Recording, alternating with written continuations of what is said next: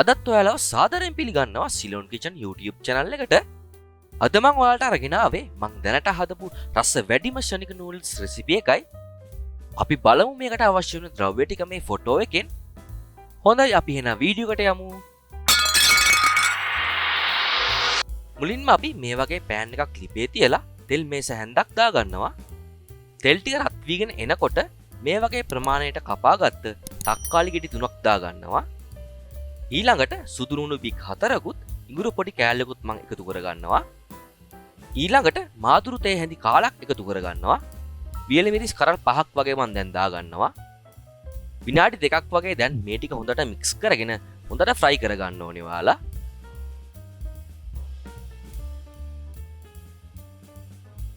දැන් අපි මේකට කජු කෑලි 8ක වගේ ප්‍රමාණයක් එකතු කරගන්න ඕනි. දැන් මම ආයෙත් තප්පර 30ක් වගේ මේක මික්ස් කරගන්නවා. ඊළඟට මම ලුණු තේ හැන්දක් එකතු කරගන්නවා. විනාඩියක් වගේ අපි ආයෙත් මේ ටික මික්ස් කරගන්න ඕනි.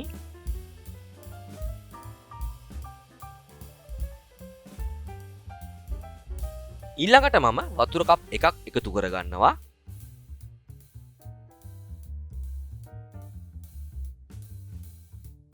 දැන් පොඩ්ඩක් අපි මේ ටික ආයෙත් මික්ස් කරගන්න ඕනි.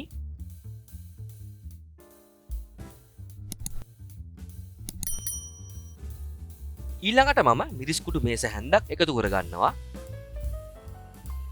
දැන් මේ ටිකත් පොඩ්ඩක් මික්ස් කරගෙන පියනෙන් වහලා විනාඩි 5ක් පිස ගන්න ඕනි.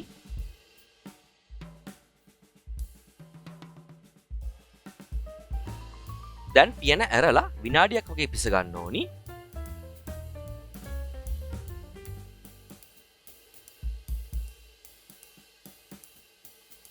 දැන් අපි මේ ටික ලිපෙන් බාගෙන පේස්ට් එකක් හදාගන්නයි ඕනි. දැන් ඔයාලා මේ ටික බ්ලෙන්ඩ් එකකට දාගෙන පේස්ට් එකක් වෙනකල් හොඳට බ්ලෙන්ඩ් කරගන්න. ඊළඟට අපි නූඩල්ස් ටික තඹ ගන්න ඕනි. ඒකට මම පෑන් එකක් ලිපේ තියලා මේ ගානට වතුර දාගෙන නූඩල්ස් ටික දාගන්නවා. මම මෙතනදී නූඩල්ස් පැකට් දෙකක් තමයි එකතු කරගත්තේ. දැන් ඔයාලා මේ ටික පියනෙන් වහගෙන හොඳට තඹ ගන්න. දැන් පියන ඇරලා මේ ටික ඔයාලා ලිපෙන් බා ගන්න. ඊළඟට පෑන් එකක් ලිපේ තියලා තෙල් මේස හැන්දක් දාගන්නවා මම. තෙල් ටික රත් වීගෙන එනකොට අපි හදාගත්ත පේස්ට් එක එකතු කරගන්න ඕනි. දැන් විනාඩියක් වගේ මේ ටික මික්ස් කරගන්න.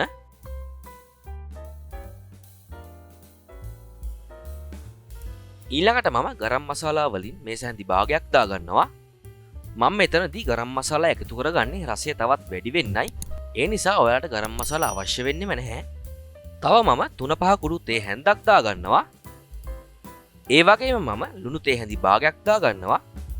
දැන් මේ ටික හොඳට මික්ස් කරගන්න ඕනි ඔයාලා.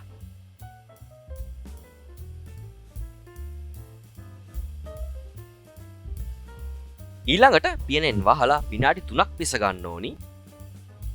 දැන් පියන ඇරලා නූඩල්ස් පැකට් වල තියෙන රසකාර පැකට් දෙක එකතු කරගමු අපි. මෙතනදී ඔයාලා කැමති නම් විතරක් මේ ටික එකතු කරගන්න.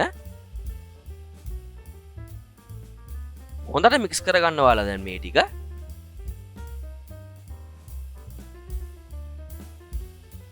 දැන් මම බටර් මේස හැඳි දෙකක් එකතු කරගන්නවා.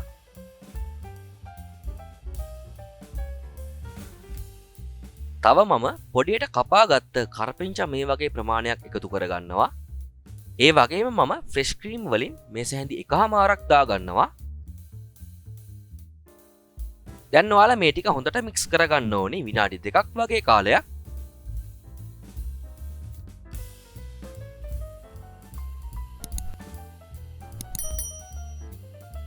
දැන් මම තඹගත්ත නූඩල්ස් ටික එකතු කරගන්නවා.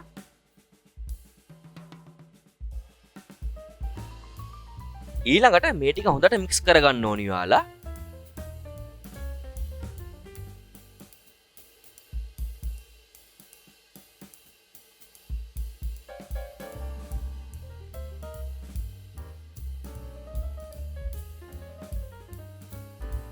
අවසානයේදී මම විනාඩි 2ක් වගේ මේ ටික පිසගෙන ලිපෙන් බා ගන්නවා. මේ වගේ වටිනා රෙසිපි අරන් එන මාව සබ්ස්ක්‍රයිබ් කරන්නත් අමතක කරන්න එපා. මොකද ඒක ඔයාලා මට කරන ලොකු දෙතිගැන්වීමක්.